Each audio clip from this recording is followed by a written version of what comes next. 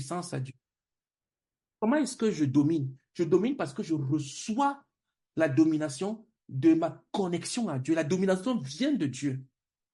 Tu ne peux pas assujettir ton environnement. Tu ne peux pas rendre ton environnement meilleur. Tu ne peux pas assujettir le reste de la terre. Tu ne peux pas rendre ton espace, partout où tu arrives meilleur. Puis tu n'es pas tout le temps branché à Dieu. Et pour être branché à Dieu, il faut vivre une vie d'obéissance. Une vie d'obéissance. Donc, sans obéissance, tout ce que nous avons vu là, c'est cool. Donc, Dieu t'a créé pour que tu puisses marcher dans l'obéissance. Et tant qu'il n'y a pas l'obéissance dans ta vie, tu es passé à côté. Tu es totalement passé à côté. Si tu sais consciemment que tu es en train de vivre, de marcher dans la désobéissance, tout ce que tu fais s'écroule. Parce que la désobéissance ne peut rien produire. Ça n'existe pas. L'anarchie n'a jamais rien produit. Aucune société ne peut subsister par l'anarchie. Il y a toujours un ordre.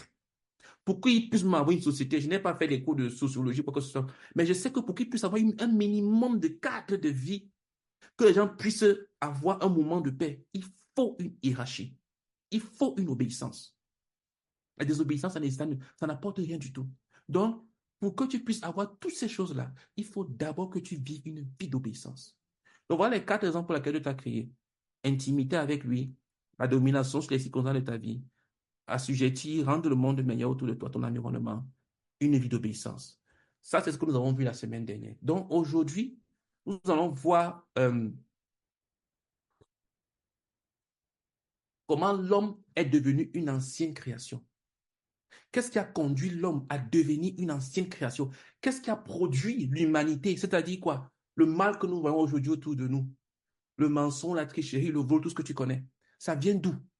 C'est ça que nous allons voir aujourd'hui. Et comme je l'ai dit la dernière fois, c'est moi qui ai parlé pendant toute une heure. Cette fois-ci, je vais demander à quelqu'un de nous lire L'homme devient une ancienne création. On va lire paragraphe par paragraphe. Donc, on va d'abord lire le un parce qu'il y a plusieurs, il y a un, il y a deux. Donc, on va lire le un d'abord. Donc, je voudrais un volontaire rapidement, sans perdre de temps, s'il vous plaît, pour qu'il nous lise le péché de l'homme. Qui veut se déclarer volontaire, s'il vous plaît, pour nous lire ça? Ou bien il veut qu'on le désigne. Il manque seulement le courage. Je pense que c'est mieux de désigner pour que ça aille vite. Vite, n'est-ce pas? Oui. Ok, une minute, je vais désigner. Je cherche, je cherche, je Tu cherche. veux, tu veux désigner où? Ah, Safia, tu veux lire? Oui, je veux lire. Alléluia, merci beaucoup. Euh, Vive les volontaires. Alléluia. Vas-y alors, s'il te plaît. À partir d'ici, l'homme devient une ancienne création. Mais il me faut le verset. J'ai pas entendu, Je justement. dis, tu lis à partir de là où la souris se trouve, là, l'homme devient une ancienne création. Donc, tu lis tout le paragraphe, c'est le péché de l'homme. Donc, je vais passer devant jusqu'à la fin de tout là. Tu as vu, non? Attends, je regarde. Euh, oui, l'homme devient une ancienne création. Ancien. Mhm. Le péché de l'homme. Ok. Mhm. Et je lis jusqu'à où? Jusqu'à la fin. D'accord. Ok. Par la grâce de Dieu, le Seigneur fait grâce, je peux lire. Mhm. L'homme devient une ancienne création. Le Mhm. péché de l'homme. Dieu avait dit à Adam, tu pourras manger de tous de tous les arbres du jardin, mais tu ne mangeras pas de l'arbre de la connaissance du bien et du mal. Genèse 2, verset 17. Il lui donna ainsi la liberté de manger comme il voulait. Je ne connais pas combien d'arbres il y avait dans ce jardin, mais je crois que ce nombre en était limité.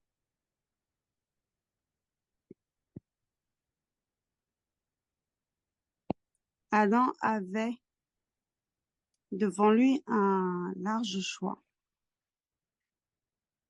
Dieu donna une seule exception. Un seul arbre fut interdit à Adam, et ceci en des termes très stricts. Le jour où tu en mangeras, tu mourras. L'homme n'avait pas besoin de désobéir. Il n'était pas affamé au point au point d'être obligé de manger le fruit de l'arbre interdit. Il décida tout simplement de faire ce qu'il voulait. Il désobéit à Dieu et il mangeait. Wow. Enfin, bon, pardon. Moi-même, pendant que je lis, bon, pardon, excusez-moi. Euh, il désobéit à Dieu et il mangea le fruit de l'arbre il mangea du fruit de l'arbre défendu. La Bible dit, la Bible dit, la femme vit que l'arbre était bon à manger et agréable à la vue, et qu'il était précieux pour ouvrir l'intelligence. Elle prit de son fruit et mangea et en donna aussi à son mari qui était auprès d'elle. Et il en mangea. Genèse 3, verset 6. Ce fut un acte volontaire. Ce n'était pas fait dans l'ignorance. L'homme savait ce qu'il était en train de faire. Il décida volontairement qu'il connaissait mieux que Dieu, qu'il connaissait mieux que Dieu, et qu'il voulait être indépendant de Dieu. Par cet acte, l'homme pécha, car pécher, c'est choisir sa propre voie en dehors de celle de Dieu. C'est faire ce que l'on sait que l'on ne doit pas faire en laissant non fait ce que l'on ne, enfin, alors non fait, je veux bien repartir là-dessus. C'est faire ce que l'on ne doit pas faire en laissant non fait ce que l'on sait que l'on doit faire et ce que l'on devrait faire. Mhm. Amen, pardon. Continuons, oui. Mhm. En commettant le péché, Adam avait délibérément péché. En commettant le péché, Adam avait délibérément choisi une voie de développement qui était entièrement sienne. Il fut dérouté. Dès que, je vois pas la suite par contre, Euh, attends. Il fut dérouté dès ce jour. de ce jour, Mhm. Adam avait devant lui un large choix. Dieu Euh, lui donna une non, seule, non, non, non, non, non, non. non, Attends. Tu vois l'écran? non, je vois pas l'écran. Euh, tu ne vois pas l'écran? Là, non. Ah, là, oui, c'est bon. Voilà. En commettant ce péché, il y a là, c'est sur deux colonnes. Tu quittes ici, tu tombes sur la deuxième colonne. Donc, tu as sonné aussi la dernière phrase. Il fut dérouté. En commettant le péché, Adam avait délibérément choisi une voie de développement qui était entièrement sienne. Mhm. Il fut dérouté dès ce jour. Mhm. Par contre, on voit pas la deuxième colonne. On voit pas la deuxième colonne. Ah, là, c'est bon. OK. Moi, je vois. Mhm. Dès OK. ce jour. Et toutes ces choses désormais dans la création furent déroutées avec lui. Avec lui. Amen. Merci beaucoup, Sophia. Donc, euh, voilà le problème de l'homme. le péché. On venait de voir que Dieu avait créé un monde parfait, très bon, avec l'homme inclus à l'intérieur. Mais Dieu avait donné juste un seul commandement à l'homme. Parce que tu ne peux jamais éprouver l'obéissance de quelqu'un, la fidélité d'une personne s'il n'y a pas quelque chose à respecter, à quoi être fidèle. Comment je peux dire que telle personne est fidèle si elle n'a rien à être fidèle? Comment je peux dire que telle personne est obéissante si elle n'a rien à quoi obéir? Ou bien comment je peux dire que telle personne est travailleuse si elle n'a aucun travail à faire? Ou bien telle personne est... Pour lui, c'est une bonne chose. S'il se rend en Inde et qu'il dit une chose pareille, il peut se faire lapider, il peut se faire tuer, il peut même faire la prison. Parce que pour eux, c'est une mauvaise chose. On ne mange pas la vache, on ne mange pas le bœuf. Donc, il y a des cultures où euh, euh, le bien on dit, est relatif. Donc, le péché, ce n'est pas faire ce qui est mal. Le péché, c'est désobéir à Dieu. Le péché, c'est faire ce que je sais que Dieu ne veut pas que je fasse. Quand je sais que Dieu ne veut pas que je fasse cette chose et que je fais cela, c'est un péché. Si Dieu ne veut pas que je donne de l'argent à ce mendiant qui est à moitié nu, qui manque de nourriture, mais Dieu ne veut pas que je le fasse. Peut-être parce que Dieu travaille quelque chose avec cette personne-ci-là et que moi je le fais, je suis en train de commettre un péché. Il y a des gens qui sont orientés dans leur esprit suivant ce qu'ils appellent bien et mal. Ah, il ne faut pas juger. Ah, il ne faut pas, voilà, dire telle chose. On est d'accord.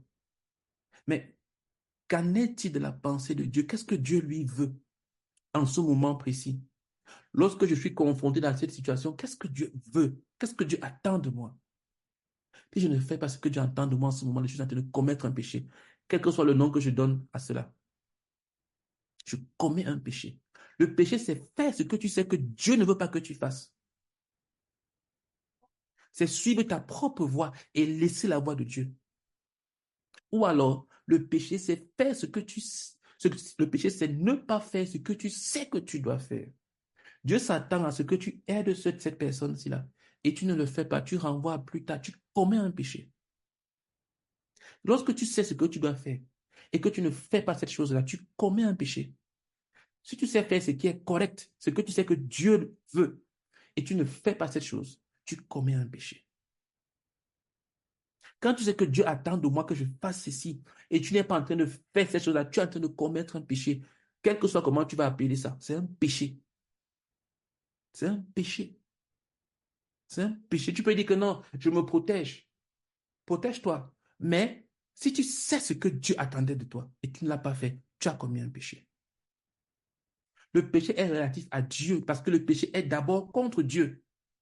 Celui qui pêche, c'est d'abord contre Dieu qui s'attaque. Mais quand nous péchons, on a tendance à voir d'abord l'homme. On a tendance à voir d'abord les conséquences. On ne voit pas la gloire de Dieu qu'on a violée. Quiconque pêche, c'est d'abord contre Dieu qu'il a péché. Quand tu commets un péché, c'est d'abord contre Dieu que tu as péché. Pourquoi? Parce que c'est sa loi, c'est-à-dire c'est sa loi que tu as violée. Le péché, c'est violer la loi de Dieu. Je sais que Dieu ne veut pas ça et je fais cette chose, je commets un péché. Je sais que Dieu veut que je fasse ça et je ne fais pas ça, je commets un péché. Et la racine de cela, c'est l'indépendance. Quand je choisis de faire ce que je pense, il y a des gens qui font ce qu'ils pensent. Et en faisant ce qu'ils pensent, dans certaines choses qu'elles font, que ces personnes font, elles accomplissent la volonté de Dieu, comme par hasard. Mais elles sont indépendantes vis-à-vis de Dieu. Elles font ce qu'elles veulent. Dieu n'a pas de mot à dire dans leur vie. Si tu es comme ça, tu n'es pas un enfant de Dieu. Les enfants de Dieu obéissent à leur Père. Donc, comprenons-nous bien, le péché, c'est quoi? Le péché, c'est faire ce que je sais que Dieu ne veut pas que je fasse. Ou alors, c'est ne pas faire ce que Dieu veut que je fasse. Le péché est d'abord contre Dieu. Quand je commets un péché, j'ai d'abord un problème avec Dieu. J'ai d'abord un problème avec Dieu. La première personne devant qui je dois aller, c'est d'abord devant Dieu. Les hommes peuvent te pardonner rapidement, certains. Mais si tu n'as pas traité avec Dieu, ça va te rattraper. Tu vas finir en enfer à cause de ce péché-là. Un enfant peut insulter sa mère ou bien son père. Et par amour naturel, les parents pardonnent. On dit, ah, il est comme ça. On le laisse, il est comme ça. Tout c'est un enfant qui dérange beaucoup. Non, laissez-le. Il dérange beaucoup. Comme les parents nonchalants disent souvent. C'est un enfant qui dérange beaucoup. Il faut le laisser. Dieu ne va pas le laisser. Dieu va le traiter. Parce que quand un enfant pêche contre ses parents, c'est d'abord contre Dieu qu'il pêche. Donc le péché, c'est d'abord contre Dieu. C'est violer la loi de Dieu. Maintenant, le péché a des conséquences. Il y a 4 choses qui se produisent quand un homme pêche. 4. Nous allons les voir maintenant. Je vais demander à une autre personne de lire. Aurélie, est-ce que tu peux lire? C'est ton nom qui vient tout de suite que je regarde là. Ok, pour les questions, est-ce qu'on pourra les poser à la fin ou on Oui, peut les oui, poser oui. maintenant? Voilà. Notez les questions. Vous allez les poser à la fin. Si on pose maintenant, on va aller. Après, tu vas me les poser, s'il te plaît. Notez toutes les questions. Ok. Donc, lis seulement le petit A, la relation couple. Le petit A? Ah oui, ok. Mhm. Du coup, les conséquences du péché d'Adam. La relation avec Dieu coupée. Immédiatement après qu'Adam eut péché, il perdit la communion avec Dieu. Il eut peur de Dieu et commença à se cacher. La lumière de Dieu n'avait plus de place dans son cœur. Immédiatement après qu'il eut mangé le fruit défendu, il mourut. Il ne mourut pas physiquement sur le champ, il mourut spirituellement dès ce jour et il devait mourir physiquement par la suite. La mort spirituelle est la séparation d'avec Dieu. C'est la rupture de la communion avec Dieu. Adam fut coupé de la communion avec Dieu et chassé loin de la présence de Dieu. C'est ainsi qu'il chassa Adam et il mit à l'orient du jardin d'Éden des chérubins qui agitent une épée flamboyante pour garder le chemin de l'arbre de la vie. Genèse 3, 24. À présent, éloigné de Dieu, l'homme s'engageait dans la voie de décadence spirituelle, de désintégration physique et finalement dans la mort éternelle lorsqu'il serait jeté dans l'étang de feu qui est l'enfer. L'enfer est le maximum de la séparation d'avec Dieu. C'est la mort au maximum. Toute personne qui est séparée de Dieu est déjà morte spirituellement. Merci beaucoup, Aurélie. Donc, première conséquence, lorsqu'il y a un péché, c'est que la relation avec Dieu est coupée. Tu ne peux pas pécher et être en communion avec Dieu, ça n'existe pas. Que personne ne te trompe. Quand tu commets un péché, tu es séparé de Dieu. Tu es séparé de Dieu, tu perds la communion avec Dieu. On ne va pas le lire ici, mais on dit que lorsque Dieu est descendu le soir, là, ce jour où ils avaient péché là, il a commencé à dire, Adam, où es-tu? Où es-tu? Il ne le voyait plus. L'homme a fui la présence de Dieu. Il était mal à l'aise dans la présence de Dieu. Il a fui. Tu ne peux pas. C'est pour ça que certaines personnes, ils ont peur de venir à l'église. Ils ont peur d'entendre parler de Dieu. Parce qu'ils sont pleinement dans le péché. À cause de leur conscience couteurisée. Et ils pensent qu'en se convainquant que Dieu n'existe pas, effectivement, Dieu n'existe pas. Parce qu'ils savaient que si jamais Dieu existe, ils sont finis. À cause de leur vie de péché. Quand tu pêches, tu es séparé de Dieu. Tu ne peux pas être en communion avec Dieu. Tes prières sont bloquées. Ta vie est bloquée. Ta vie spirituelle est bloquée. Même si tu chantes à la chorale, même si tu donnes beaucoup d'argent à l'église, même si tu fais tellement de choses, si tu pêches, si tu vis dans le péché, ta relation avec Dieu est coupée. Il y a des gens qui s'accrochent aux résultats de leur talent. Parce que comme ils ont une belle voix, dès qu'ils prennent le micro et qu'ils se mettent à chanter, ah, tout le monde commence à dire, oh, alléluia, c'est merveilleux. Parce que ils ont une belle voix, ils ont maîtrisé le chant. Et par derrière, ils vivent dans le péché. Ils ne se sont pas repentis, ils ne s'en sont pas séparés, ils sont coupés de Dieu. Mais ils montent à l'estrade. Un jour, on a interrogé un pasteur. Il a dit qu'il avait été exposé, je crois que ça devait être aux États-Unis. On l'avait exposé. Il y avait plusieurs femmes qui étaient venues confesser à l'église que cet homme-là, c'est un immoral. Il a couché avec nous. Et il se place devant les gens pour prêcher, pour parler au nom de Dieu. Il y a même certaines femmes qui disaient que il y a des fois où il finissait de coucher avec moi, il quittait du lit, il partait directement monter à l'estrade. Et les gens étaient tellement choqués. Un pasteur était tellement choqué, il a demandé à ce monsieur-là que, mais comment est-ce que tu pouvais faire ce genre de choses? Et ce pasteur pécheur a répondu que il faut savoir, dans certaines circonstances, être un comédien. Jouer la comédie. Tellement il avait péché qu'il a commencé à jouer la comédie. Il connaissait les mots qu'il faut dire. Il avait le verbe spirituel. Il avait les expressions. Sauf que quand Dieu te quitte, Dieu ne prévient pas. Quand Dieu t'abandonne, Dieu ne te prévient pas. Dieu ne va pas te dire qu'attention, le péché que tu veux commettre là, ce sera ton dernier péché. Dieu ne fait pas ça. Ou bien Dieu ne viendra jamais te dire qu'attention, le péché que tu t'apprêtes à commettre là, on va t'attraper. Il ne prévient pas. Il va seulement te dire ne pêche pas. Parce que tu vas mourir. Tu vas pécher, tu vois que tu n'es pas mort. Tu dis, oh c'est bien, je suis encore vivant. Tu ne peux pas pécher, vivre dans le péché et avoir que ce soit une relation avec Dieu. Ce n'est pas possible. Que personne ne vous trompe. Que tu sois. Si tu vois un pasteur avec une grosse Bible comme la mienne là, et ce pasteur-là fait des avances, comment on dit, est léger dans ses pensées. S'il te plaît, ne t'approche pas d'une telle personne. Éloigne-toi de cette personne-là. Parce que quiconque vit dans le péché ne n'est pas avec Dieu. Dieu n'est pas avec cette personne. Même si cette personne a fait des miracles, il pourra poser les mains sur les gens, prier pour eux, et les gens sont guéris. Parce que c'est un don spirituel. Dieu ne se repent pas de ses appels et de ses dons. Dieu lui a donné le don des miracles. Il va toujours prier. Les gens vont dire qu'il y aura des miracles. Mais Dieu n'est plus avec lui. Samson pouvait quitter le lit d'une prostituée.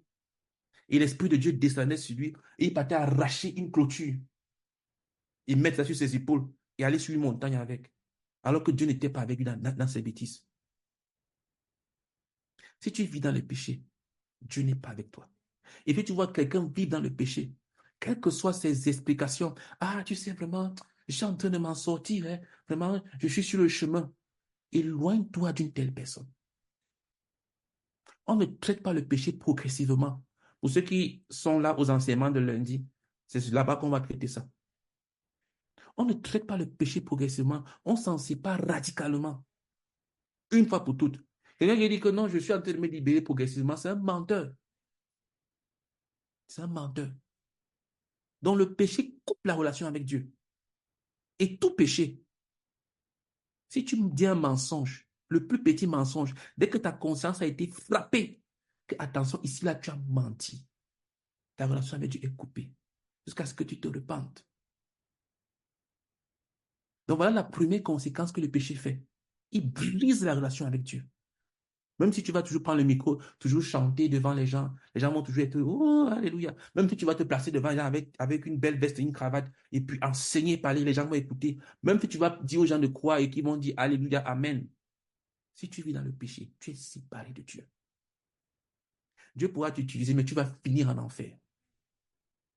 On ne va pas le lire, mais il y a une parabole où Jésus qui dit qu'il y a des gens qu'il a envoyés en enfer. Et ces gens lui ont dit que Seigneur, n'avons-nous pas chassé les démons? N'avons-nous pas fait ceci en ton nom? N'avons-nous pas fait ceci en ton nom? Et Jésus lui a dit, je ne vous ai jamais connu, ouvrier d'iniquité. Je ne vous ai jamais connu. Pourtant, tout ce que ces gens faisaient au nom de Jésus-Christ marchait. Donc, on ne voit pas quelqu'un faire les choses au nom de Jésus qui dit que non, vraiment, il a l'onction, hein, c'est un homme. Si cette personne-là vit dans le péché, Dieu n'est pas avec lui. Et Dieu n'est pas avec lui. Si c'est un menteur, un homme immoral, si c'est un homme cupide qui aime l'argent, qui aime le tape à l'œil, qui est arrogant, qui est orgueilleux, Dieu n'est pas avec une telle personne. Éloigne-toi d'une telle personne. Deuxième conséquence, Qui peut nous lire ça rapidement comme Aurélie? Bénédiction, tu peux lire. Bénédiction est connectée. Je vois bénédiction Sabbat. Ok, bénédiction Sabbat n'est pas connectée, ne peut pas lire. Blé Bamba, Philippe, tu peux lire. Le petit B. Est-ce que Philippe est connecté? Oui. Ok, S'il te plaît, lis le petit B, pardon. ok, d'accord. En maudissant le serpent pour avoir participé à la tragédie du péché, Dieu indiquait le fait que la domination était perdue, si ce n'est entièrement, du moins en partie. Car il dit, je mettrai inimitié entre toi et la femme, entre ta postérité et sa postérité. Celle-ci t'écrasera la tête et tu lui blesseras le talon. Genèse 3, verset 15. Au lieu que l'homme domine sur le serpent, c'est plutôt l'inimitié qui fut introduite. Désormais, il y aurait l'agression venant des créations qui, avant, auraient été soumises. Les accidents, les séismes, les inondations, etc. Ce sont des manifestations de la rébellion de la création contre l'homme rebelle. Alléluia. Euh, la deuxième conséquence du péché, c'est que la domination est coupée, est perdue. Les choses qui, normalement, tu aurais la maîtrise de ces choses-là, tu commences à être flou, tu ne comprends plus rien du tout, ça t'échappe. C'est comme s'il y a une sorte de rébellion. Tu es peut-être un manager ou bien tu as des responsabilités quelque part. Si tu vis dans le péché, tu vas générer des opposants. Les gens vont commencer à se rébeller contre toi. La domination va être perdue. Les parents qui vivent dans le péché, les enfants vont se rébeller contre eux. Un homme qui vit dans le péché, ses enfants vont se rébeller contre lui. Sa femme se rébellera contre lui. Une femme qui vit dans le péché, ses enfants vont se rébeller contre elle. Un manager, un directeur qui vit dans le péché, ses employés vont se rébeller contre lui. Un pasteur qui vit dans le péché, son église va le chasser. Quand tu pêches, tu perds la domination sur ce que Dieu t'avait donné. Ce que tu maîtrisais, un étudiant qui vit dans le péché, ses études vont se rébeller contre lui. Un employé qui vit dans le péché, son travail va se rébeller, ça va devenir flou, il ne va plus rien comprendre. Le péché amène la rébellion. Le péché fait en sorte que les choses que tu avais l'habitude de faire facilement avec aisance, ça devient flou, ça devient dur, ça se rebelle contre toi. Le péché amène la rébellion. Tu perds la domination. Ce qui découlait naturellement de Dieu. Tu commences à t'efforcer. Tu commences à faire des manipulations. Quand tu pêches, tu perds la domination. Ce sur quoi tu avais l'autorité, tu perds cela. Tu perds cela. Ça, c'est la deuxième chose. Donc, si quelqu'un vit dans le péché, qu'il sache que ce qu'il est en train de bien faire maintenant, ça va commencer à être compliqué pour lui. Je vous ai parlé tout à l'heure de Samson. Samson ne s'est pas repenti.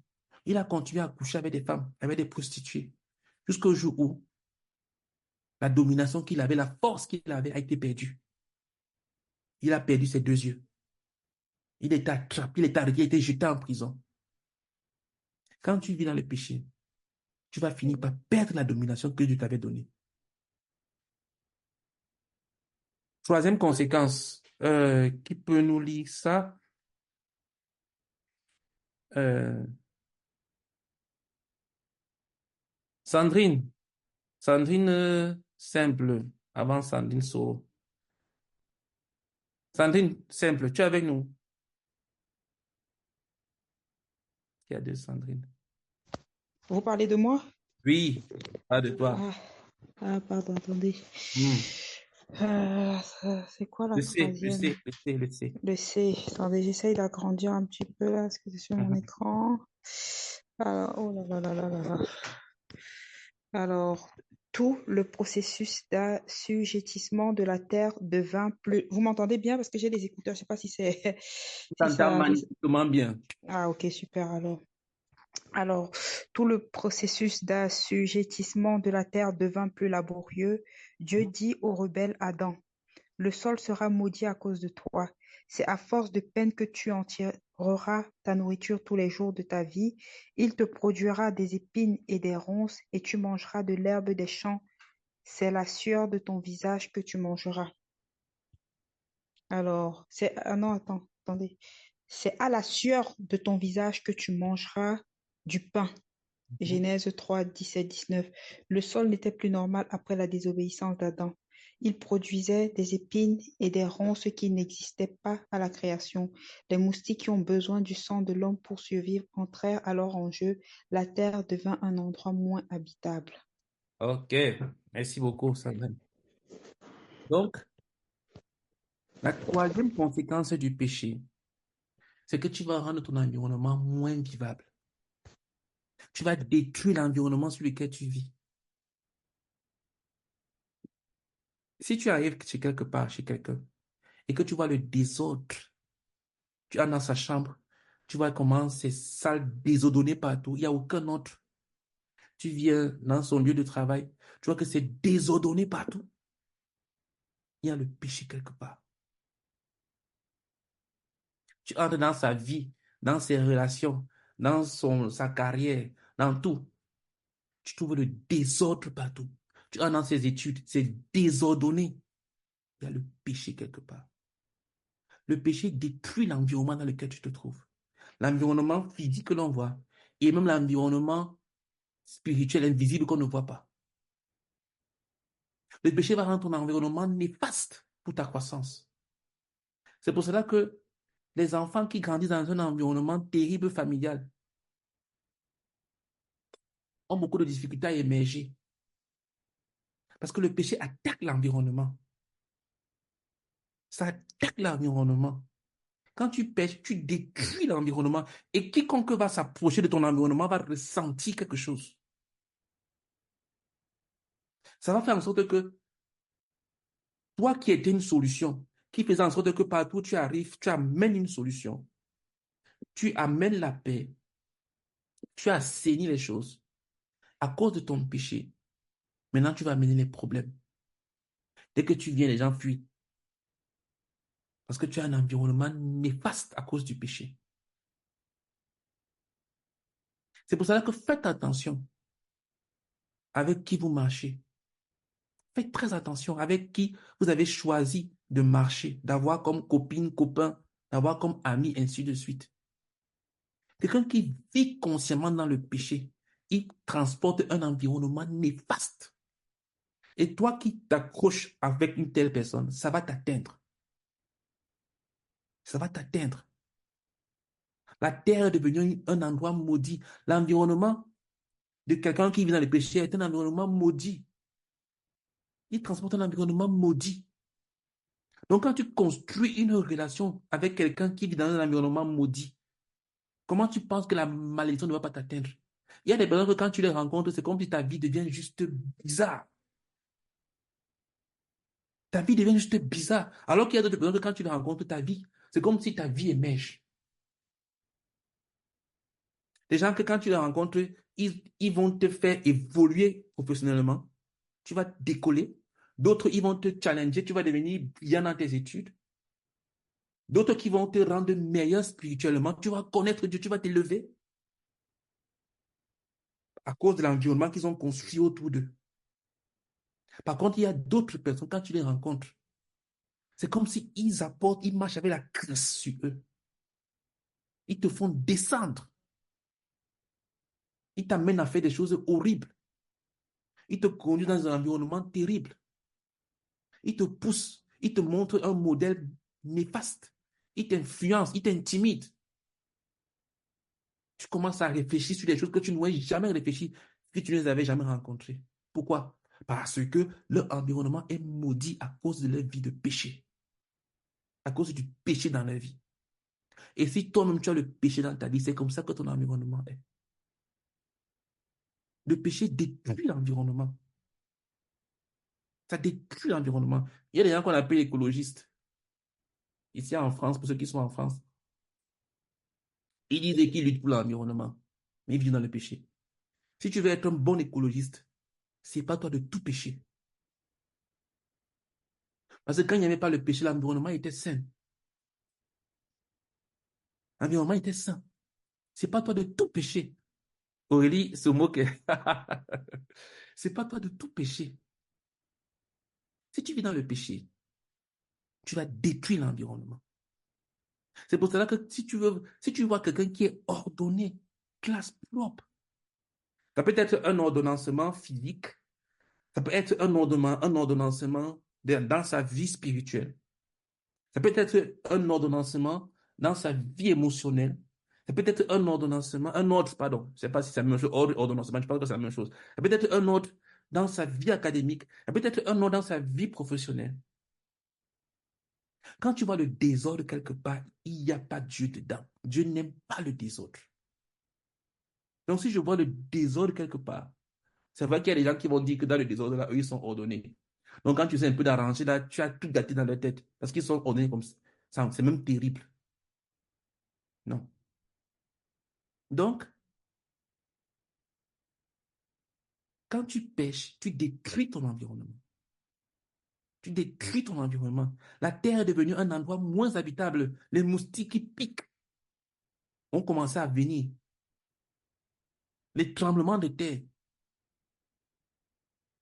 Et enfin, la la pire des choses, après la séparation avec Dieu, qui n'est qu'une conséquence de la séparation avec Dieu.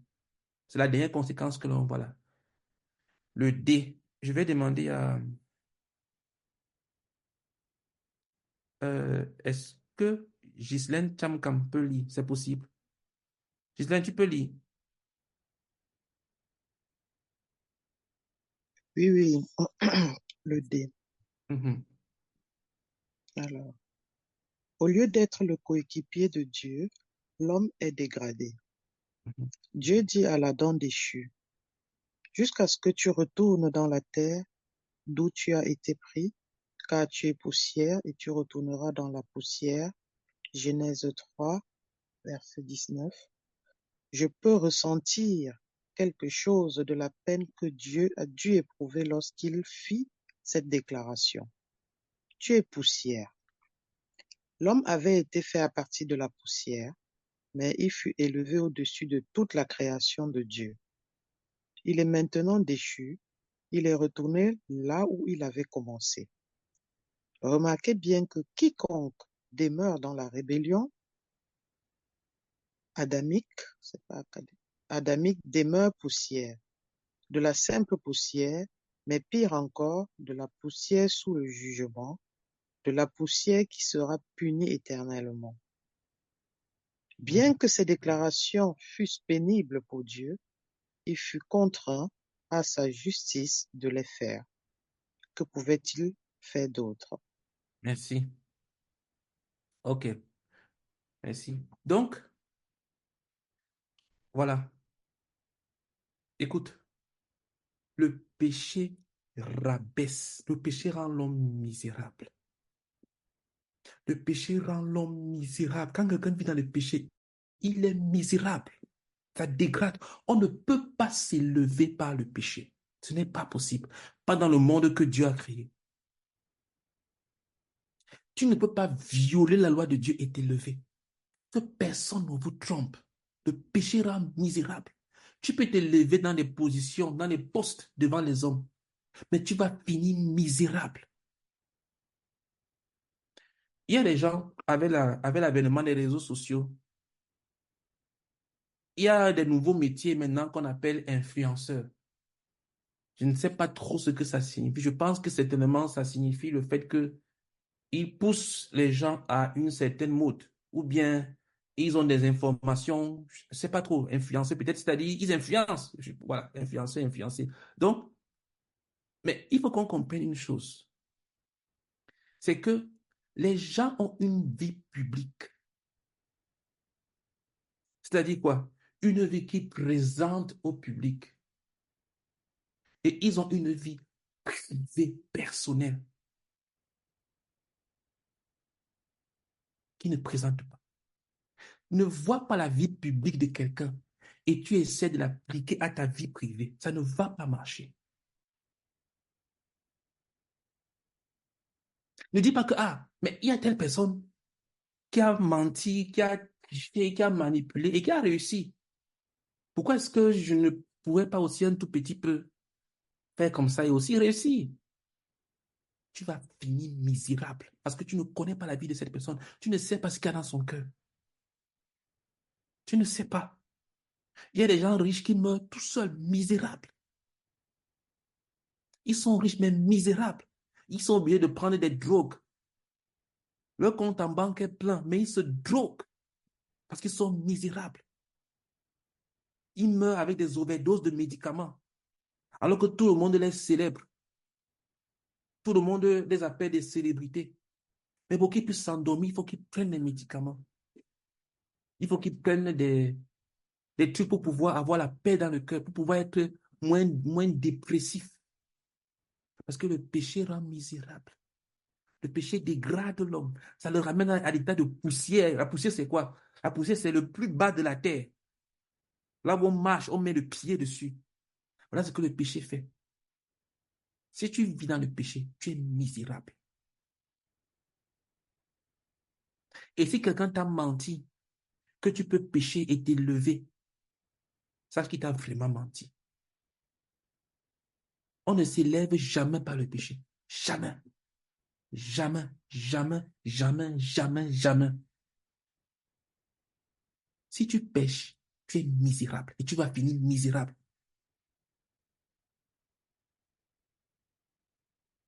Il y a des gens qui trichent aux examens. Les étudiants, ils trichent et ils réussissent à passer l'examen. Et ils sont contents. Et puis après, ils se demandent pourquoi est-ce qu'ils n'arrivent pas à trouver de travail. Parce qu'ils sont en train de rattraper les années où ils auraient dû reprendre. Ils finissent, il a son diplôme, et il fait 2 ans de chômage, ou alors il passe d'emploi à emploi, où il est sous-payé. Pourquoi? Parce qu'il a passé sa vie à tricher. Tu ne peux pas t'élever. Et si quelqu'un t'accorde une promotion pour une femme, parce que tu as accepté ses avances, et il t'accorde cette promotion-là pour que tu sois élevé, tu es misérable. Misérable. Devant les gens, tu vas paraître une femme forte. Mais devant cette personne-là, tu es misérable. Et tu le sais. Même pour un homme, parce qu'aujourd'hui, on est en France, on voit tellement de choses bizarres. Si tu as acquis une promotion sur la base d'une compromission, tu es misérable. Tu es misérable. Tu es misérable. Le péché rend misérable. Si tu vois une personne qui vit dans le péché, sache qu'elle est misérable. Quelle que soit la vie publique qu'elle présente, elle est misérable, qu'elle ne te mente pas. Tu vas voir des gens qui vont toujours sourire comme les stars de Hollywood, là, avec les 52 dents de l'homme, montrant le dents sourire toujours, avec les photos faites comme ça et tout. Mais quand ils rentrent chez eux, devant le miroir, ils sont misérables. Ils prennent des médicaments pour ne pas perdre la tête. Ils finissent par mourir par overdose tout seuls. Misérables. Mais devant les gens, on prend des photos, on fait des trucs, on fait des interviews. Mais quand ils sont tout seuls, misérables. Misérables. Le péché rend dépressif. Misérable. Voilà les 4 raisons, les 4 conséquences, pardon.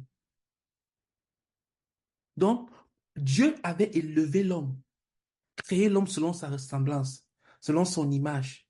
Dieu l'avait élevé jusqu'au plus haut que le ciel, parce que Dieu n'habite pas au ciel, Dieu habite dans les cieux des cieux. Il est loin là-bas en haut.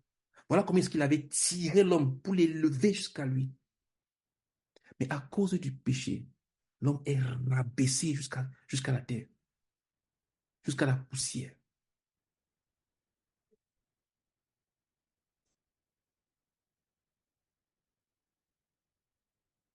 Écoute, que je te donne comment Dieu fonctionne pour élever ces gens. Dieu ne donne pas d'élévation sans passer par la croix. Ça n'existe pas. Dieu n'élève pas les gens qui n'ont pas d'abord brisé. Si Dieu ne t'a pas cassé, il ne va pas t'élever. S'il t'aime. Si Dieu t'accorde l'élévation sans que tu n'aies été cassé, tu vas t'écrouler. L'élévation qui n'est pas le fruit du caractère va s'écrouler. Pourquoi? Parce que c'est le caractère qui permet de supporter l'élévation. L'élévation est trop lourde à supporter. Le succès est lourd à supporter. Quand on gagne du succès, c'est lourd à porter. Les athlètes que vous voyez de haut niveau là, c'est lourd. La célébrité est lourde à porter. L'argent, c'est lourd. Une fois, un homme riche, un roi, je crois que c'était le sultan de Brunei, il a tellement d'argent qu'il a voulu construire un avion tout recouvert d'or, puisqu'il avait la possibilité. Il voulait faire un avion, un jet privé où toute la coque. Vous savez qu'en Arabie Saoudite, il y a des voitures dont la coque, c'est plus, non, je crois que c'est au Qatar ou à Dubaï, c'est plus. Où la coque des voitures est en or. Donc lui, il a voulu faire ça avec l'avion. Dubaï. À Dubaï, merci. À Dubaï. La coque des voitures est en or. Lui, il a voulu faire que la coque de son avion est en or. On lui a dit que on peut faire ça. Seulement, ton avion ne va pas voler. Ça va rester au sol parce que l'or est trop dense, c'est trop lourd pour voler. On peut te faire un avion en or, recouvert d'or. Il n'y a pas de problème, c'est faisable. Seulement, ce sera un avion qui va rester sur le tarmac. Ça ne va jamais décoller parce que l'or est trop lourd. L'argent pèse. L'argent est lourd. Quand ton compte est vide, tes inquiétudes, c'est ce que tu vas manger. Mais quand ton compte est trop plein, more money, more problème. C'est pour cela que l'élévation doit venir avec le caractère. Il faut que tu te développes intérieurement afin que tu puisses porter ces choses. Et le caractère développement, là, c'est ce qu'on appelle l'école du brisement. Dieu va t'enseigner par l'échec, par les humiliations, par les douleurs à supporter, par les trahisons, par beaucoup de choses. Dieu nous élève par nous faisant passer par la croix. Mais toute élévation que nous avons prise sans passer par la croix ne vient pas de Dieu. On va s'écrouler. Ton caractère ne va pas supporter ça. On va te donner un poste de responsabilité. Si tu as triché, si tu n'as pas travaillé dur, si tu ne t'es pas discipliné, si tu n'as pas, si tu n'as pas développé les compétences qu'il faut, à ce poste-là, tu vas tricher, tu vas être misérable, tu vas devenir comme, on dit quoi? Tu seras léger, on dit quoi, tes N-1, ceux qui sont en dessous de toi vont te mépriser parce qu'ils vont voir que tu ne maîtrises rien. Mais si tu as trimé, tu as transpiré pour arriver à ce point-là, tu sais que même si on t'enlève le poste, ce que tu t'es battu pour avoir de toi-même, personne ne peut t'enlever ça. Pas d'élévation sans caractère. Pas de caractère sans la croix. Le péché détruit.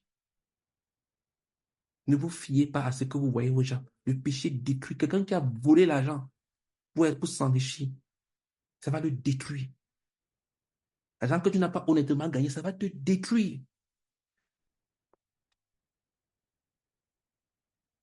Le poste que tu as obtenu en mentant sur ton CV ou bien en mentant pendant tes entretiens d'embauche, ça va te rattraper. Ça va te rattraper. Je me souviens d'un patron qui nous faisait passer des entretiens. Un menteur ce monsieur. Il avait ajouté des choses sur mon CV. Et j'étais parti faire l'entretien. À l'époque, je voulais tellement travailler, je sortais de 1 an de chômage. Et j'étais déjà un enfant de Dieu. Et dans mon cœur, je priais que, oh Seigneur, fais en sorte que le recruteur ne va pas me poser des questions sur ce que mon patron a ajouté sur mon CV. Fais en sorte que le client chez qui je pars chercher la mission ne me pose pas des questions. Qu'il me pose des questions sur mes vraies expériences. Mais la fausse expérience que mon type a mise dans mon CV, là, que le client ne pose pas ça, je vous assure. C'est la première chose que le client a posée. Il a mis son doigt dessus. Parle-moi un peu de cette expérience ici-là. Et j'ai vu toute ma vie spirituelle défiler devant mes yeux. Je me suis dit, je vais commencer à mentir ici, je vais sortir d'ici comment? Aucune parole ne sortait de ma bouche. On m'a demandé de sortir. Après, ils ne m'ont pas accordé la mission. Mais j'avais le cœur en paix. J'étais content d'avoir été rejeté. Et j'ai directement appelé le ministère pour dire que je ne veux plus jamais me retrouver dans une situation pareille. Que, pardon, mon CV doit être vrai. Et j'ai fait un CV vrai et j'ai eu une mission propre après. Mais les gens qui mentent pendant leur mission, sur leur CV, ils mentent dans les entretiens, ils mentent dans leur dossier. Quel que soit le dossier pour avoir naturalisation, ou bien pour avoir les papiers, ou bien pour avoir quoi, tu mens. Ça va te rattraper. Ça va te rattraper. Ça va te rattraper. Donc le péché détruit, rabaisse. Pardon, permettez qu'on finisse à 23h30. Normalement, Martine Victoire a écrit 23h, mais normalement c'est 23h30, c'est 22h, 23h30. Donc allons, s'il vous plaît, encore 15 minutes, on aura terminé. Est-ce que j'avais même mis l'heure de fin? Moi, je savais que c'est 22h, On 23h30 a écrit 22h, 23h sur le sur fil. la fille. Mhm. Je vais corriger. Merci. Donc, Ok, c'est pourtant encore 15 minutes et puis on aura terminé. Euh, d'accord. J'aimerais qu'on lise maintenant la dame point de départ de l'ancienne création. Et je vais demander à... Est-ce que Ambrosine a pu lire? Ambrosine, es-tu toujours avec nous? Parce que 23h. Oui, oui, Merci beaucoup. Pardon, lis-nous le petit paragraphe 3 ci là. Adam, d'accord, point de départ de l'ancienne création. d'accord. Adam, point de départ de l'ancienne création. Jusqu'au péché, Adam, il n'y avait pas d'ancienne création, tout était encore une seule et unique création de Dieu. Lorsque Adam pécha, il devient le début de l'ancienne création. Il est devenu à cause de la désobéissance. Face au choix entre demeurer l'unique création de Dieu et devenir le début d'une autre création en dehors de la volonté de Dieu, Adam décida d'être le commencement d'une autre création et il obtient ce pourquoi il avait opté. Merci. Il obtint ce pourquoi il avait opté. Adam était le début de la création unique de Dieu. Mais par le péché, il est devenu le point de départ de l'ancienne création. C'est-à-dire quoi? Des gens qui sont séparés de Dieu. En péchant, Adam est devenu le point de départ des gens qui sont séparés de Dieu. Des gens qui sont séparés de Dieu. S'il avait toujours vécu dans la communion avec Dieu, sa femme n'était pas stérile. Mais à cause du péché, et comme il n'avait pas encore d'enfant, il est devenu le point de départ des gens qui sont séparés de Dieu. Séparés de Dieu. OK. Est-ce que Graciela Guadio, tu peux nous lire le point 4, s'il te plaît? Graciela est connectée, non?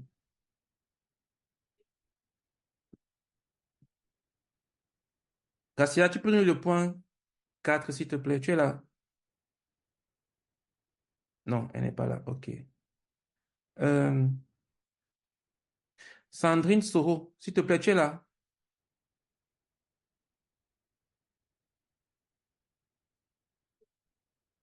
Est-ce que Sandrine Soro est présente? Elle peut nous lire le point 4. Image de Dieu en Adam. Non, elle n'est pas là. OK. Euh,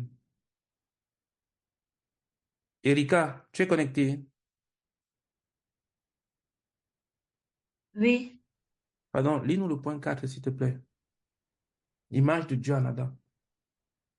ok. L'image de Dieu en Adam. Mhm. Dieu avait dit au début, faisons l'homme à notre image, selon notre ressemblance. Genèse 1, verset 26. Adam, originellement, fut fait à l'image et à la ressemblance de Dieu le Père, le Fils et le Saint-Esprit. Mhm. C'était là l'image parfaite de Dieu. Lorsqu'il pécha, l'image de Dieu en lui fut déformée, distordue, détruite. Elle demeura l'image de Dieu, mais c'était une image déformée. C'était comme une voiture sortant d'un accident terrible. Toujours une voiture, mais oh, combien différente de l'ancienne voiture. Mhm. Parce que l'image de Dieu, en l'homme reste l'image de Dieu, quoique déformée. L'homme déchu, bien qu'étant une image déformée, bien qu'étant mort spirituellement, peut continuer à manifester une certaine vertu, une certaine autorité et domination. Cependant, parce que l'image est déformée, la même personne manifestant la vertu dans un domaine de son caractère peut être absolument méchante dans un autre domaine. L'homme déchu est divisé, il est capable à la fois de bien et de mal. Amen. Merci beaucoup. Ok.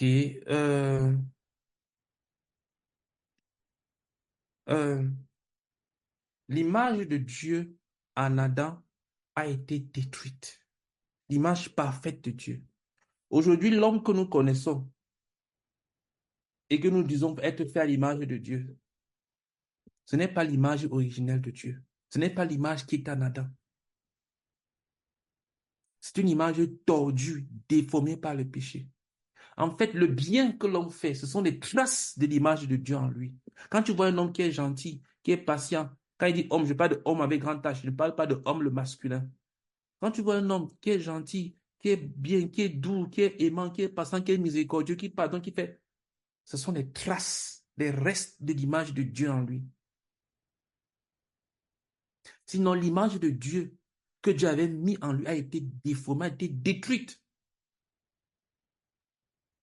Comme une voiture accidentée. C'est toujours une voiture, elle peut même peut-être rouler encore. Mais une voiture accidentée. Les gens auront peur d'entrer dans de telles voitures si elle roule. Et quand la police va voir, elle va l'arrêter. C'est ce qui se passe. L'image de Dieu en Adam, à cause du péché, l'image de Dieu est déformée. Le péché déforme l'image de Dieu dans ta vie. Quand tu commets un péché, l'image de Dieu qui est en toi est déformée, est tordue. Quand tu commets un péché, l'image de Dieu qui est en toi est déformée, est tordue. Pourquoi? Parce que la communion avec Dieu est brisée. Il n'y a même plus d'inter-échange. La seule chose que tu peux faire avec le péché dans ta vie, c'est la repentance. Toute autre prière est une mauvaise prière, inutile. Le péché n'a qu'une seule prière que Dieu peut écouter. C'est la prière de sa repentance. Si tu vis dans le péché et tu dis que Seigneur, bénis-moi, c'est une abomination devant Dieu. Dans la Bible dit que la prière, le sacrifice même d'un pécheur est une abomination devant Dieu. Quand tu vis dans le péché et que tu apportes même ton argent à Dieu, c'est une abomination. Quand tu vis dans le péché et que tu amènes ta louange, c'est une abomination. Quand tu vis dans le péché et que tu amènes tes prières, c'est une abomination. Quand tu vis dans le péché et que tu amènes ton jeûne, c'est une abomination devant Dieu. C'est une abomination. L'image de Dieu qui est en toi est déformée, gâtée, sacrée par le péché.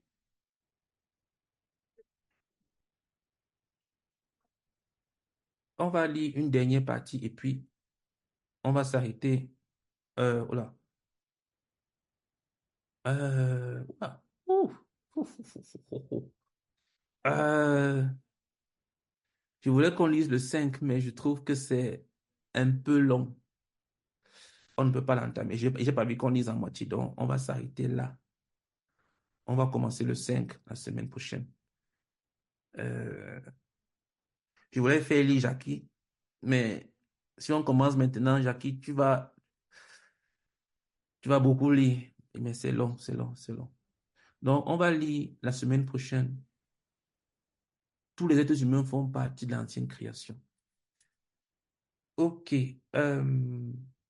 Avant de prier, j'aimerais d'abord qu'on passe aux questions. Est-ce que les gens ont des questions sur tout ce qu'on vient de dire, là, on vient de partager? Sur lequel tu voudrais qu'on revienne?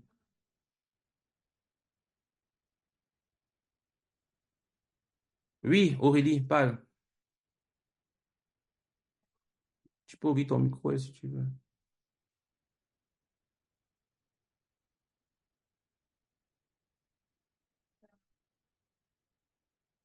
OK.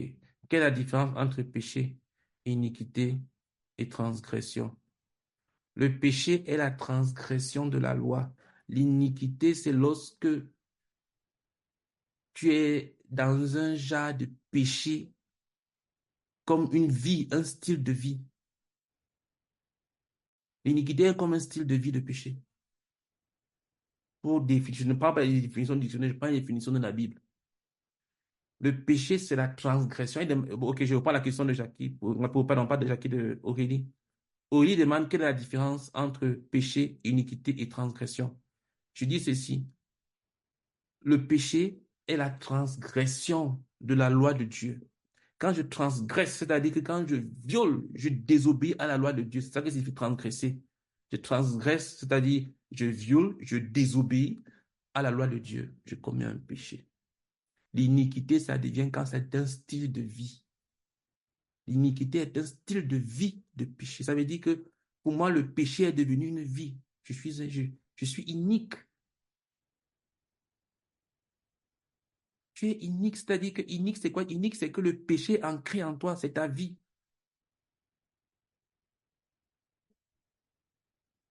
Quand tu commets l'iniquité, c'est que tu vis le péché. C'est une pratique. Ça, c'est la définition de la Bible. Maintenant, il y a la définition des dictionnaires, je ne connais pas.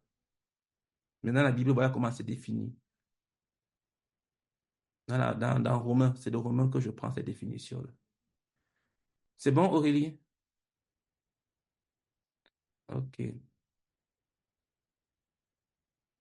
Elle dit, OK. C'est une autre question. Comment cela se fait qu'il y a une évaluation de l'obéissance de l'homme dans le jardin d'Éden, alors tout était parfait?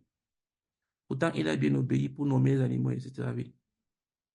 Je comprends pas. Tu dis, comment ça se fait qu'il y a une évaluation de l'obéissance de Dieu dans le jardin d'Éden, alors que tout était parfait?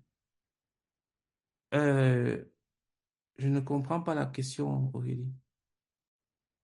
Désolée. Oui, en gros, ce que je disais, c'est que dans le jardin d'Éden, tout était parfait. Il n'y avait Mhm. pas d'entrée de péché.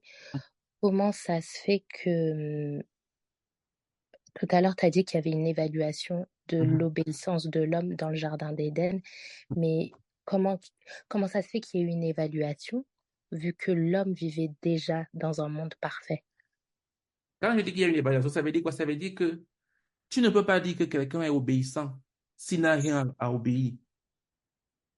C'est-à-dire que s'il n'a rien, ce sur quoi il doit obéir, comment est-ce que tu vas dire, comment est-ce que tu vas évaluer que cette personne est obéissante? Comment vas-tu évaluer qu'une personne est, comment dire, est disciplinée? Ou alors, je ne sais pas, je vais dire, le fait que Dieu a donné un commandement, ce n'était pas que l'arbre de la vie, là, qu'est-ce que c'est dit? L'arbre de la connaissance du bien et du mal. Ce n'est pas qu'il y avait une substance qui permet que quand tu manges ça, ça te donne la connaissance du bien et du mal. Non. Le truc, c'était que Dieu voulait que l'homme lui obéisse. Mais l'homme devait obéir, l'homme devait vivre dans une vie d'obéissance à Dieu. Comment? Si Dieu ne lui donnait pas une chose sur laquelle faire et ne pas faire avec une conséquence. Tu as donné l'exemple des animaux à qui l'homme a donné un nom. Oui, mais ce n'était pas la même chose. Quand Dieu a demandé aux animaux de venir pour se faire de donner des noms à l'homme et tout, ce n'était pas la même chose comme ce que Dieu a dit dans le jardin. Parce que dans le jardin, Dieu a dit que si tu désobéis, voilà ce qui va se passer. Hmm. Il y avait une différence. Voilà ce qui va t'arriver. C'est comme si on te dit que si tu ne passes pas ton examen de mathématiques là, voilà ce qui va te passer. Tu vas reprendre la classe. Tu ne pourras pas valider ton module. Mais les matières qui sont optionnelles, tu les passes, tu ne les passes pas. Bon. Donc, l'évaluation, c'était au point où Dieu voulait qu'il y ait quelque chose auquel l'homme lui-même puisse dire, voilà, parce que sinon, toi-même, tu vas te baser sur quoi pour dire que tu vis une vie d'obéissance? Il n'y a rien auquel tu es en train d'obéir à Dieu. Rien. Je veux dire, s'il n'y a pas une chose sur laquelle tu sais qu'en ce point-ci, là, je suis en train d'obéir à Dieu, comment vas-tu dire que je mène une vie d'obéissance à Dieu? Sur quoi je suis obéissant? Ça viendra de quoi? Ça viendra de ce que tu sais que Dieu a dit que tu fasses telle chose et tu es en train de faire cette chose-là. Tu vois? Donc, c'est que je voulais seulement dire. Je voulais seulement dire que Dieu a simplement donné. Je crois que ça vient de ce qu'on a rappelé là. Les raisons pour lesquelles Dieu a créé l'homme. Ça vient de voilà, de ce passage qu'on a lu ici là. Donc, Dieu voulait simplement que l'homme ait quelque chose sur laquelle il pouvait se tenir, lui et entre Dieu et lui, pour dire que voilà, je marche dans l'obéissance à Dieu. C'est juste ça, c'est tout ce que je voulais dire. On ne peut pas dire que quelqu'un est obéissant s'il n'a rien à quoi obéir. On ne peut pas dire qu'un enfant est obéissant alors que tu ne vas jamais rien demander de faire. Peut-être que le jour où tu vas demander de faire une chose, tu vas découvrir que, ah, donc c'est comme ça que tu étais. Tu ne savais pas que tu étais dur comme ça envers moi parce que tu n'as jamais eu cette expérience-là. Donc, pour évaluer, éprouver, Dieu lui a dit que voilà, obéis-moi. Simplement. Donc, en gros, ils ont eu l'injonction de Dieu, mais pourquoi l'homme n'a pas repris sa femme en disant, bah non, en fait, c'est interdit par Dieu. Demande à Adam, non? Peut-être que quand on sera là-bas, je ne sais pas où tu pourras le rencontrer. Ou peut-être qu'il savait pas, ou Je peut-être que sais. c'était pas, peut-être que c'est des lois qui n'étaient pas instaurées, du coup, il savait pas, je sais pas. Enfin, je sais pas. Adam ne savait pas. Enfin, s'il le savait, Dieu lui a dit. Mais Si, pardon. qui ne savait donc pas alors? Je ne comprends pas. Si, Adam le savait parce que Dieu l'a prévenu. Dieu lui a dit que Voilà. si tu désobéis, tac, tac, tac. Si tu me dis Ok. que Ève ne savait pas, je pourrais comprendre. Mais Adam, Dieu lui a dit, Ève n'était même pas là quand Dieu parlait à Adam. Mais en fait, ouais, il aurait pu reprendre sa femme pour éviter le péché. Mais Et tu vois que, c'est fait. voilà, et tu vois que, Aurélie, tu vois que la Bible dit que elle prit du fruit, elle en mangea. Attends. Elle prit du fruit, elle en mangea et elle donna aussi à son mari. Je crois que c'est écrit comme ça, non? Elle en mangea, elle en donna aussi à son mari qui était auprès d'elle. Ça veut dire que pendant qu'elle était en train de discuter avec le serpent, le monsieur était là à côté. Il était là, il regardait comme ça. Elle finit de manger, elle dit, tiens, il prend aussi. Il dit, mais il mange, connaissant ce que Dieu avait dit. Il laisse sa femme, lui qui était le mari, mais il laisse sa femme parler avec le serpent. Il prend ce qu'elle lui donne pour violer la loi de Dieu. Donc il était là, ce n'est pas comme il est venu comme ça, elle a trompé lui. Écoute, j'ai découvert un fruit quelque part que tu ne connais pas. Regarde, prends, ferme les yeux, mange. Non, il était à côté, il voyait tout, il entendait tout. Mais c'est pour ça que Dieu était en colère contre lui. Parce qu'il était là, il connaissait. Il aurait pu stopper sa femme. Et tu verras que c'est quand il a mangé qu'ils ont su qu'ils étaient nus. Quand sa femme a mangé, ils n'ont pas su qu'ils étaient nus. Mais quand lui, l'homme, a mangé, c'est là où leurs yeux se sont ouverts. C'est-à-dire que c'est là où le péché a vraiment été consommé. S'il avait refusé, peut-être il aurait pu sauver sa femme. Je ne sais pas. On ne saura pas. Je ne sais pas. Merci. Mais même l'histoire du serpent qui est rentré dans le jardin, enfin, je sais pas si c'est physique ou c'est plus, ou si le serpent lui a parlé par la pensée, mais enfin, normalement, le jardin, il était parfait. C'est là où j'arrive pas à comprendre comment le serpent a pu rentrer dans le jardin. Oui, Ou parce que ça, c'est une parabole, je sais pas. non, c'est pas une parabole. Parce que le serpent n'était pas comment dire, un animal comme on voit aujourd'hui. Puisque Dieu lui dit comme punition, c'est qu'il va manger la poussière, de la terre. Ça veut dire que le serpent devait être un animal un peu différent. Et on dit que c'était l'animal le plus rusé, c'est-à-dire le plus sage, le plus intelligent, le plus malin. Ce n'est pas pour rien que Satan est passé par lui pour atteindre l'homme. Et si tu veux savoir, même dans le nouveau monde régénéré de Dieu, quand le Seigneur Jésus va revenir, la Bible dit que quand il dit les animaux qui seront là, c'est-à-dire quand le péché aura été détruit, les serpents font partie. Les serpents, c'est la création de Dieu. Voilà, c'est une création de Dieu. Seulement, le diable est passé par lui pour atteindre l'homme. Parce que le diable n'a pas un corps physique, c'est un esprit. Il lui fallait un corps physique pour atteindre l'homme. Il est passé par lui pour atteindre l'homme. Et c'est comme ça que le serpent a été maudit. Tu sais, je nous conseille à tous, à toi en premier, à moi aussi, c'est que prenons la Bible telle que cela nous est présenté. Parce qu'il y a des gens qui ont développé des doctrines bizarres sur ces choses. Mm. Voilà, donc prenons la Bible telle que cela nous est présenté. La Bible dit que le Ouais. serpent était l'animal le plus rusé. Ça veut dire que c'était un animal. Et la Bible dit que, et la Bible appelle le diable le serpent ancien. Ça veut donc dire que le serpent là, du jardin là, c'est un animal, mais il y avait quelque chose qui était spirituel en lui. Satan était là-dedans. Mm. Ouais, un peu. Mais c'était un animal de Dieu, il n'avait rien de mal en lui. C'était un animal, une création de Dieu. Donc Dieu pouvait le regarder comme ça et être satisfait. Bon. Ok. Et juste une dernière question. Quand il y a Adam et Ève qui découvrent qu'ils étaient nus, c'est-à-dire qu'avant, ils avaient un habit, enfin, je veux dire plus un habit spirituel. Mhm. Non, avant ils étaient toujours nus. C'est ce que la Bible dit. Ils Ok, étaient nus, mais ils n'en avaient point honte. C'est juste qu'ils étaient comme des enfants. Et un ok, enfant est nu, mais il ne sait pas qu'il est nu. Pour lui, il joue, il monte ses petites fesses et tout, il n'est pas dérangé. Mais si tu lui donnes 10 ans de plus, il est dérangé. Pourquoi? Parce qu'il a la connaissance maintenant que c'est pas bien. ok, Mais un ok. enfant, voilà, mais un enfant, on ne réprimande pas un enfant parce qu'il est tout nu. Si tu vois quelqu'un qui a le fauteuil, mais parce que le bébé est tout nu, c'est stupide. Mm. C'est pour ça qu'il pouvait être tout nu et ne pas avoir un problème avec ça, parce qu'ils avaient une conscience libre, ils avaient une conscience pure, Je t'entends plus, innocente. hein. Comment, Philippe? Moi, je t'entendais plus, je sais pas si les autres entendaient. On m'entend? Moi, j'entends parfaitement. Ok, voilà. Donc c'est ça, ils étaient nus. Je pense que la Bible le dit clairement. Ils étaient nus, mais ils n'en avaient point honte. Exactement comme un enfant peut être nu. Et voilà, il n'en a point honte, quoi. Je crois que c'est dit là. C'est ça ici, verset 25. L'homme et sa femme étaient tous deux nus et ils n'en avaient point honte. Merci. Est-ce qu'il y a une autre question? Quelqu'un d'autre a une question avant on arrête? Ou bien Aurélie, tu as encore une question? C'est bon. Non, c'est tout bon, merci. Good. Ok, Moi, j'ai bénissons. une question. Ah, oui, Martine, victoire. Beaucoup de gens, beaucoup de personnes disent que beaucoup de personnes qui n'ont pas de relation avec Dieu, qui vivent dans le péché, tout le temps, ils disent, j'ai prié, j'ai prié, j'ai prié.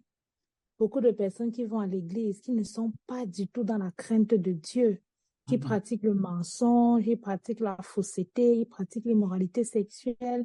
mhm, Voilà, ils sont indépendants, tout ça. Mais on sait bien que beaucoup de personnes sont dans la religion, ils sont habitués de dire, moi j'ai prié, Dieu m'a exaucé, j'ai demandé ça, Dieu m'a exaucé, j'ai prié, Dieu m'a exaucé. Donc, c'est quelque chose qui est très courant par beaucoup de mhm, personnes, et même dans des religions même différentes, qui ne croient même pas en Jésus, ils vont te dire, j'ai prié, Dieu m'a exaucé. mhm. Oh, tout à l'heure, tu disais donc que la seule prière que Dieu, qui est agréable à Dieu, lorsque quelqu'un prie, c'est la prière de repentance. Lorsqu'un pécheur, Et donc, oui, lorsque quelqu'un qui vit dans le péché, mhm, prie, la seule prière qui est agréable aux oreilles de Dieu quand quelqu'un qui vit dans le péché prie, c'est la prière de la repentance, quand il demande pardon. Alors, comment alors expliquer ce fait-là que même ces personnes qui sont dans le péché, ils sont bien dans le péché, mais tout le temps, ils disent que oui, j'ai prié et Dieu m'a exaucé, oh, Dieu m'a béni avec ça, j'ai prié, Dieu a réglé telle situation. Comment expliquer ça? Merci. ok, on va d'abord lire. J'étais en train de chercher le passage qui confirme ce que je suis en train de dire. Proverbe 28, verset 9. Si quelqu'un détourne l'oreille pour ne pas écouter la loi, sa prière même est quoi? Est une Une abomination. abomination. Donc, je veux d'abord dire que ce n'est pas d'abord moi qui dis, ce n'est pas une conjecture. Ça veut dire que si tu détournes ton oreille pour ne pas écouter la loi de Dieu, la parole de Dieu, la prière même que tu ouvres la bouche là, c'est une abomination. C'est d'abord ça que je veux d'abord établir les bases pour dire sur quoi, d'où est-ce que ça vient. Maintenant, quand quelqu'un dit qu'il a prié et puis Dieu l'a exaucé, qui se trompe? Il se trompe. Pourquoi? Parce que la Bible dit que Dieu est bon, même envers les méchantes personnes. Il fait lever son soleil. Il fait lever son soleil. Ah, ok, voilà, au moment que Philippe a déjà bombardé les messages. Quand Dieu fait lever son soleil sur les méchants et sur les bons, il fait pleuvoir sur les... Voilà, exactement, Matthieu 5, 47. Donc, ouais, tu vois que Philippe, on est connecté. Donc, en fait, c'est pour dire que il y a des personnes qui bénéficient de la bonté générale de Dieu.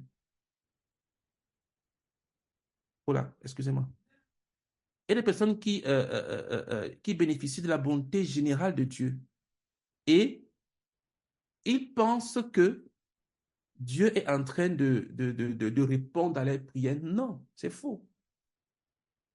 C'est juste que c'est une coïncidence. Et aussi, il faut savoir une chose, c'est que Dieu traite avec nous, pas seulement quand on est sauvé.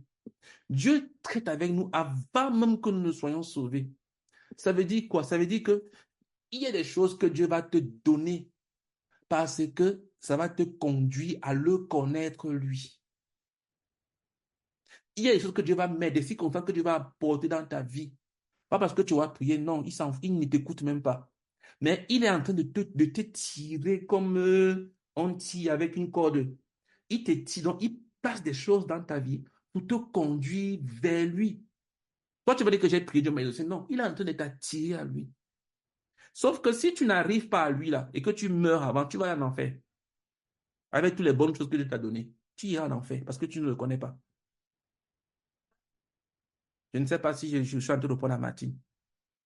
Mais voilà. Dieu n'exauce pas les pécheurs. Il ne Je les crois exauce qu'il y a même un passage qui dit ça, que Dieu n'exauce pas les pécheurs.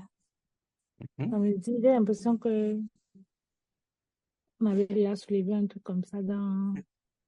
Il y a beaucoup de passages qui disent ça, que ce sont vos péchés qui vous privent de la bonté de Dieu. La main de Dieu, c'est Isaïe. La main de Dieu n'est pas trop courte. Mais ce sont vos péchés qui vous empêchent de l'écouter. Donc Dieu se cache dans un nuage et tout, pour qu'il ne soit pas accessible à la prière des pécheurs. Il y a tellement de passages. J'ai juste voulu donner un passage parce qu'on parlait de la prière et de mots abomination. J'ai juste voulu donner d'où ça vient. Mais il y a plein de passages qui parlent dans la Bible que Dieu n'exauce pas les pécheurs. Même dans le Nouveau Testament, on a lu avec l'aveugle qui est en train d'enseigner les pharisiens que cet homme qui m'a ouvert les yeux là, on sait que Dieu n'exauce pas les pécheurs, mais que si quelqu'un fait ce qui est bien et tout, on a dit que tu es né tout entier dans le péché, tu veux nous enseigner. Dégage. Donc, si quelqu'un vient te dire qu'il a prié, Dieu lui a exaucé, alors qu'il vit dans le péché, Dieu dit que, pardon, qu'il se repente vite avant que ce ne soit trop tard. Parce qu'il sera doublement jugé. Merci. Ok. Mhm. Merci, Philippe. Ok. S'il n'y a pas d'autres questions, il est à 23h41 minutes. On va prier et je vais vous libérer. Bénissons le Seigneur. J'arrête le passage. Bénissons le Seigneur pour la grâce et le privilège qu'il nous a accordé de pouvoir partager aujourd'hui ce que nous avons écouté. Dis merci à Dieu pour tout ce que tu as entendu, tout ce qui est resté à l'intérieur de toi. Prions ensemble. Père éternel, je te bénis Éternel grand Dieu, nous te disons merci. pour tout Merci ce que Seigneur, tu éternel grand Dieu, pour cet enseignement, Seigneur. Merci Seigneur, éternel grand Dieu, pour tous ces bases, Seigneur, éternel grand Dieu, qui sont en train d'être refaites, Seigneur. Merci Seigneur, Père Merci éternel, Seigneur, pour éternel tout grand ce Dieu, que pour tu cet nous enseignement, Seigneur, que tu enseignes. nous fais comme Seigneur, éternel grand Dieu. Merci Seigneur pour cette compréhension, Seigneur, que tu me fais avoir, Seigneur. Pour cette nouvelle compréhension, au nom du Seigneur Jésus-Christ. Amen. Amen. Pardon. Prions afin que ce que nous avons écouté devienne vie et porte du fruit en nous. Ne laisse pas ça s'étouffer par les problèmes de la vie, les soucis que tu as de ta vie, ou bien par l'abondance de la richesse que tu as. S'il te plaît, chéris avec beaucoup de jalousie ce que tu as reçu ce soir, que cela ne s'éloigne pas de toi. Fais attention aux péchés dans ta vie. Prions que ce que nous avons écouté devienne vie et porte du fruit dans nos vies et du fruit qui va demeurer. Prions ensemble. Seigneur, éternel grand Dieu, je te prie, Seigneur, éternel. Afin que tout ce que tu nous as enseigné Seigneur, se tu as fasse. fait notre Seigneur, nous avons afin que reçu Seigneur, ce soir, éternel Dieu, tu et que qui en Là, tu tout viens cas, que cela ne soit point perdu. Nous prions que cela ne soit confirme, perdu, ne Seigneur, soit éternel point Dieu. Je volé. te prie, Nous te Seigneur, éternel prions, Dieu. nous prions que notre cœur, Seigneur, reçoive cette parole, Seigneur, et porte au le nom fruit, ne soit puissant de point ton Fils Jésus. perdu. Au nom de Jésus. Amen. Amen. Ok. Bénissons le Seigneur pour nous tous qui étions présents. Et prions que le Seigneur nous accorde la grâce d'être là samedi prochain pour continuer. Je n'ai pas pu terminer tout ce que j'avais voulu faire, mais je ne pense pas que c'est la course. Non. Je crois qu'on avance et puis on comprend. C'est mieux. que d'avancer vite, vite, parce qu'on veut finir quelque chose. Donc, bénissons le Seigneur pour notre présence et prions que le Seigneur nous accorde la grâce d'être là samedi prochain, encore plus nombreux. Prions ensemble. Seigneur, Seigneur, nous te nous te remercions. bénissons et nous Seigneur, te merci de rendons vous, grâce. Père. Merci pour le Seigneur, la temps, présence Seigneur, de que tu chacun as d'entre nous. précisé. Merci pour Seigneur, nous te tous ceux prions. qui Permets-nous d'être tous connectés samedi prochain. Et laisse te connecter encore plus Seigneur, je nombreux. prie afin que tu S'il nous te accordes plaît, ô Père éternel, au nom de Jésus-Christ. Amen. dans ton Fils Jésus-Christ. Amen. Amen. OK. Merci à chacun d'entre vous. On se retrouve samedi prochain pour continuer. Soyons fidèles. Que le Seigneur vous bénisse. Amen. Amen. Bye bye. Bonne nuit à tout le monde. Bye bye. Bonne nuit. Mhm.